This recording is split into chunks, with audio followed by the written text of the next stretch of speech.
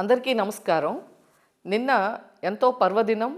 ముక్కోటి ఏకాదశి నాడు కోనసీమ జిల్లా ద్రాక్షారామం భీమేశ్వర స్వామి ఆలయం ప్రాంగణంలో ఉన్నటువంటి కపాలేశ్వర స్వామి యొక్క శివలింగాన్ని కొద్దిమంది గుర్తు తెలియని వ్యక్తులు దాన్ని ధ్వంసం చేయటం, దాన్ని నిన్న తెల్లవారుజామున భక్తులు దాన్ని గమనించటం, అదంతా కూడా మనం వార్తల్లో చూసాం. ఇది చాలా దురదృష్టకరం. ఎందుకంటే గతంలో కూడా చూసాం.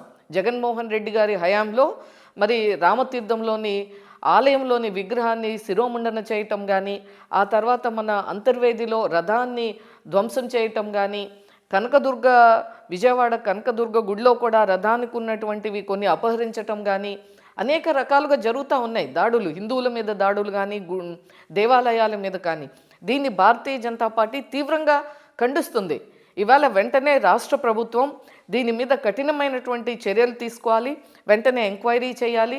దీనికి పాల్పడినటువంటి దుండగులు, వారి వెనుక ఉన్నటువంటి శక్తులు ఎవరు అనేటువంటిది ఎంక్వైరీ చేసి వెంటనే వారి మీద తీవ్రమైనటువంటి చర్యలు తీసుకొని భవిష్యత్తులో ఇటువంటివి పునరావృతం కాకుండా ఉండటానికి కావాల్సినటువంటి అన్ని చర్యలు తీసుకోవాలని చెప్పి ముఖ్యంగా మన ఎండోమెంట్స్ మినిస్టర్ రామనారాయణ రెడ్డి గారిని భారతీయ జనతా పార్టీ తరఫున కోరుతా ఉన్నాం.